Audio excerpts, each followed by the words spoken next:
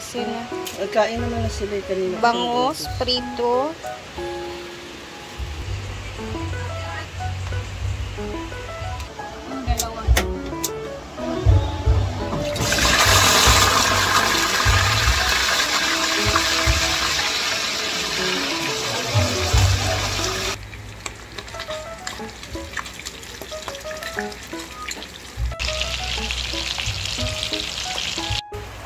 Ala! Ay, Majel! Di ba talaga nagagawa? Enjoy, best. Hapon lang yung kasal. Tapos, Sino nag-concept? pinulit ako ni Diva. Hindi daw nga. Yay! You know that I like chicken nuggets. Yeah! I love chicken nuggets! You know that I hate bangus. Hayang tagal mo. Kaya ano siya, boneless. Opo, boneless siya. Te, nakausap na namin. Hindi pa magaling si Inday. Ah, siya yung healing pa po siya. Kill!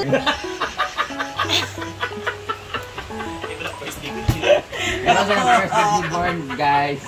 Hi, Pinipet. Ma'am, si Carla is watching. Pwede nito eh. Well, Ang bag ko lang dito is... For now, ang bag ko lang dito is bigas. Kaya sila ni...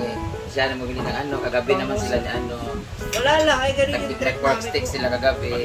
Pinargil naman ito sa pain na... Isigjag po, wala siya ang bag dito. Ano lang sa kanya. Yung savor. Savory. Tapos na ako kumain. Ha, kumain ka na rin yung pag-sure ba? Nauna nga si Reye. Wala mo ka mo. Kakain mo kumain na dito.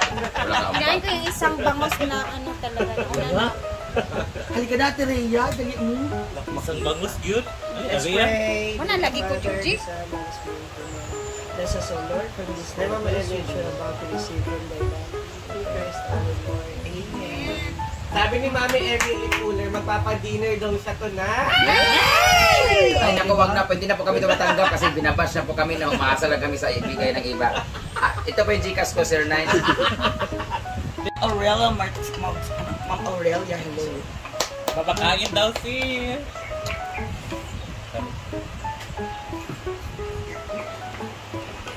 Gutom po si Ma'am CG, guys. Ayan na ba? Hays! Oo, pareho lang tayo halos. Huwag kang mag-ayahay. Oo, katapos lang kumain, sarap na nasa. Meron kaming talong with uod.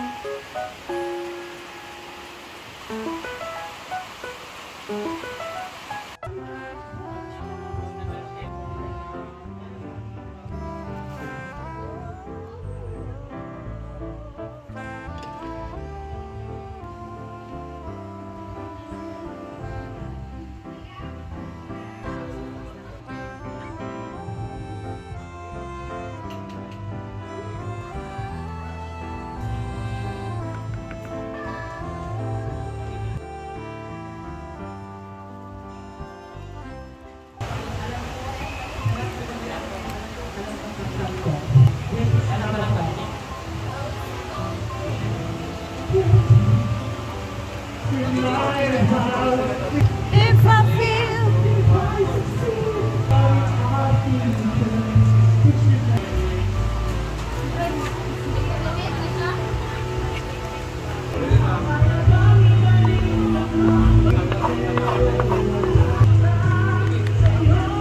ini beta ko.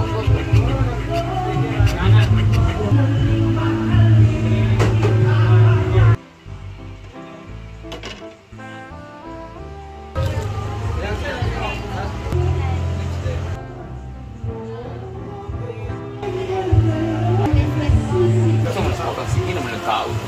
Kasi kung nakain ka lang ng kain.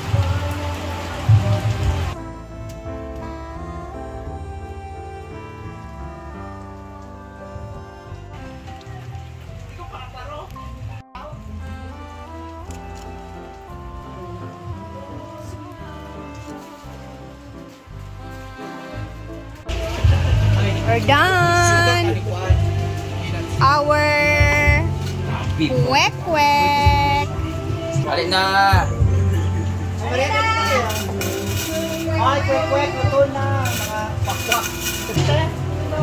Kana.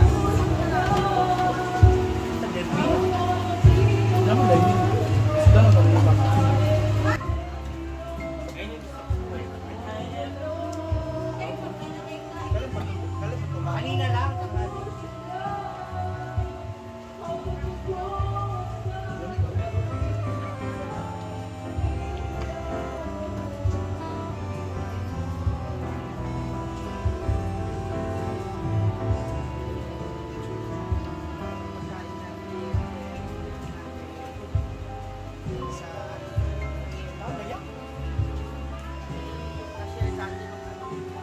Sarap yung pipino.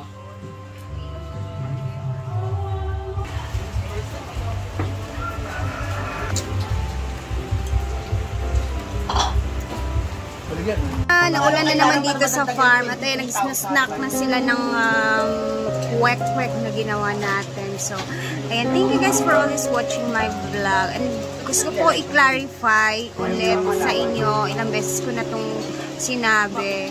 Kasi, ang dami po, alam ko hindi nyo pa kilala yung hobby ko. So, yun.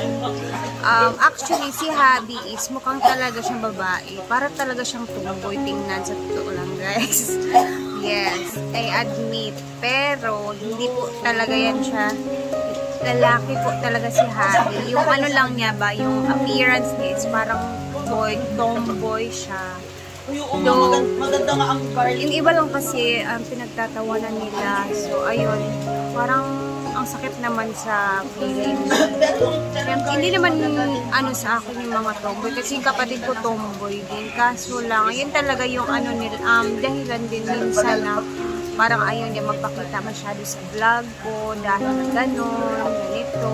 May mga taong mga judgmental, bigla, sakit magsalita. Ayun, yung ganun kasi soft-hearted po si Happy. Kumbaga kung siya or ako yung pinakamatigas, siya naman yung sobrang soft-hearted, parang ganun. So, gusto ko po i-clarify na si Dida, anak po niya si Diday, ha? Galing po sa kanya si Diday. And hindi po siya, yung iniisip nila na tomboy, gano'n. So, ayun lang. Gusto ko i-clarify sa inyo na. Yung iba pa nagsabi na, sino kaya ang ama ni Diday? Tomboy yung partner ni Rhea. Gano'n na pagka-comment niya. I smell something fishy daw, sabi. Gano'n.